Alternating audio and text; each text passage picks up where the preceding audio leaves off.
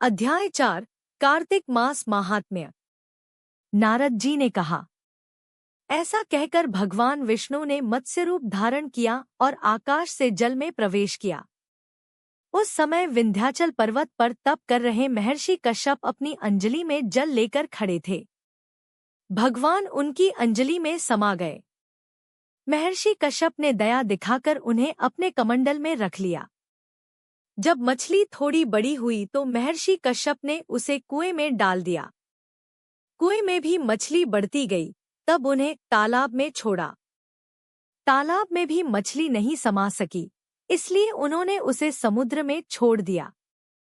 समुद्र में भी मछली तेजी से बढ़ती रही। तत्पश्चात मत्स्यरूप भगवान विष्णु ने शंखासुर का वध किया और शंखासुर को हाथ में लेकर बद्रीवन चले गए।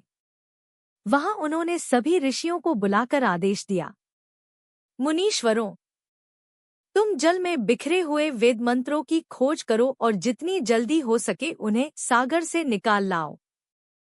तब तक मैं देवताओं के साथ प्रयाग में ठहरता हूँ। महर्षि अपनी तपशक्ति से यज्ञ और बीज मंत्रों सहित समस्त वेदों को समुद्र से उद्धार लाए। जिन मंत्रों को किसी ऋषि ने प्राप्त किया वे उसी ऋषि के नाम से मान्य हुए। तत्पश्चात सब ऋषि प्रयाग में जाकर ब्रह्मा जी और भगवान विष्णु को प्राप्त सभी वेद समर्पित किए। सब वेद पाकर ब्रह्मा जी अत्यंत प्रसन्न हुए। उन्होंने देवताओं और ऋषियों के साथ प्रयाग में अश्वमेध यज्ञ किया। यज्ञ के बाद देवताओं ने निवेदन किया, देवाधिदेव जगन्नाथ, इस स्थान पर ब्रह्मा जी ने खोए हुए वेदों को पुनः प्राप्त किया है। हमें भी यहाँ आपके प्रसाद से यज्ञ भाग मिला है।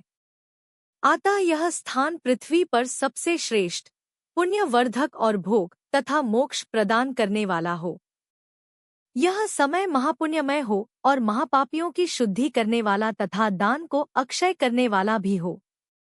भगवान विष्णु ने कहा, देवताओं, आपकी बात स्वीकार है, तुम्हारी इच्छा पूर्ण हो।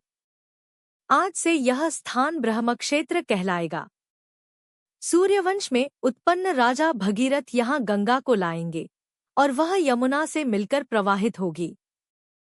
ब्रह्मा जी और आप सभी देवता मेरे साथ यहाँ निवास करो। आज से यह तीर्थ तीर्थराज के नाम से प्रसिद्ध होगा। इसका दर्शन मात्र से सभी पाप नष्ट होंगे। जब सूर्य मकर राशि में स्थित होंगे तब यहाँ स्नान करने से मनुष्य अपने सभी पापों से मुक्त होंगे और पुण्यफल प्राप्त करेंगे।